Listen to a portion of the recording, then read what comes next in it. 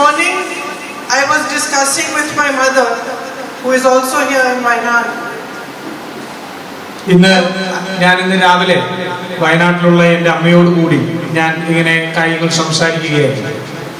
And we were generally talking about politics today, politicians today, and I told her that I'm coming here and inaugurating this auditorium in the name of Women Chandiji. പൊതുവിലുള്ള രാഷ്ട്രീയത്തെ സംബന്ധിച്ചും രാഷ്ട്രീയ നേതാക്കന്മാരെ സംബന്ധിച്ചും പ്രവർത്തനത്തെ സംബന്ധിച്ചുമെല്ലാം ഞങ്ങൾ സംസാരിക്കുന്നത്. അപ്പോൾ ഞാൻ പറഞ്ഞു, ഇന്ന് ഉമ്മൻചാണ്ടിയുടെ പേരിലുള്ള ഈ ഓഡിറ്റോറിയം ഉദ്ഘാടനം ചെയ്യുന്നതിനാണ് ഞാൻ പോകുന്നത് എന്ന് പറഞ്ഞു.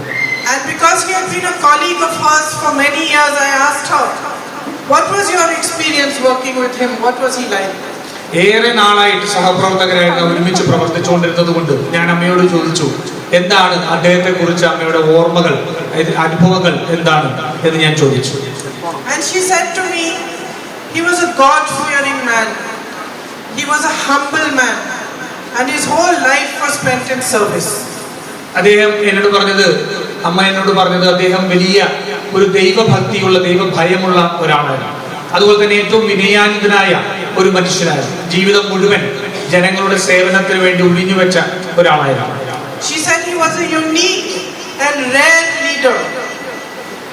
അവർ പറഞ്ഞത് അദ്ദേഹം ഒരു വളരെ ഒരു വ്യത്യസ്തതയുള്ള, അതുപോലെ തന്നെ വലിയ സ്വാധീനമുള്ള ഒരു നേതാവായിരുന്നു. The rarest quality he had was that he was humble and deeply compassionate towards people. അദ്ദേഹത്തിന്റെ ഏറ്റവും പ്രത്യേകതയുള്ള ഒരു സ്വഭാവം, പലപ്പോഴും കാണാൻ കഴിയാത്ത ഏറ്റവും പ്രത്യേകതയുള്ള സ്വഭാവം, ആഴത്തിൽ അദ്ദേഹം വലിയ വിനയാനുദ്ധനും അദ്ദേഹം ഒരു സഹാനുഭൂതിയും ഉള്ള ഒരു മനുഷ്യനാണ്. So it makes me very, very happy that this auditorium is named after someone from whom all of us must learn. അതുകൊണ്ട് നമ്മൾ എല്ലാവരും പഠിക്കേണ്ട ഒരു മനുഷ്യന്റെ പേരിൽ ഈ ഓഡിറ്റോറിയം നാമകരണം ചെയ്തിരിക്കുന്നതിൽ എനിക്ക് അതിയായ സന്തോഷമുണ്ട്.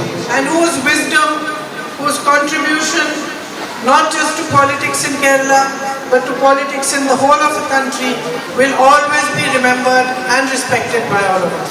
ഈ രാജ്യത്തിന്, ഈ സംസ്ഥാനത്തിന് മാത്രമല്ല, ഈ രാജ്യത്തിന് മുഴുവൻ അദ്ദേഹത്തിന്റെ വിവേകവും അദ്ദേഹത്തിന്റെ ഒരു സേവനവും ലഭിച്ചിട്ടുള്ളത് എല്ലാ കാലത്തും ഓർമ്മിക്കപ്പെടും എന്നുള്ള കാര്യത്തിൽ സംശയമില്ല.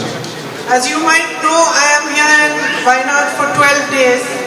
നിങ്ങൾക്ക് എല്ലാവർക്കും അറിയാവുന്ന പോലെ ഞാൻ ഇവിടെ വയനാട്ടിൽ 12 ദിവസക്കാലത്തേക്കാണ് വന്നത്.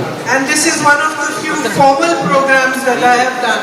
അതിൽ ഒരു ഔദ്യോഗികമായ ഒരു പരിപാടി ആകെ ഞാൻ ഇതിലാണ് വന്നത്. I have spent most of my time in the last 8 or 9 days meeting all of you, coming to your homes, understanding what your problems are and how we can resolve these issues together. കഴിഞ്ഞ 8-9 ദിവസക്കാലമായി ഞാൻ എല്ലാവരെയും കാണാൻ ശ്രമിക്കുകയായിരുന്നു. പലരുടെയും വീടുകളിലേക്ക് എത്തി പല ആൾക്കാരുമായി സംബന്ധിച്ചുകൊണ്ട് വയനാടിന്റെയും നിങ്ങളുടെയും പ്രശ്നങ്ങൾ എന്താണെന്ന് പഠിക്കുകയും അതെങ്ങനെ പരിഹരിക്കാൻ സാധിക്കും എന്നുള്ളതിനെ സംബന്ധിച്ചും ചിന്തിക്കുകയാണ്.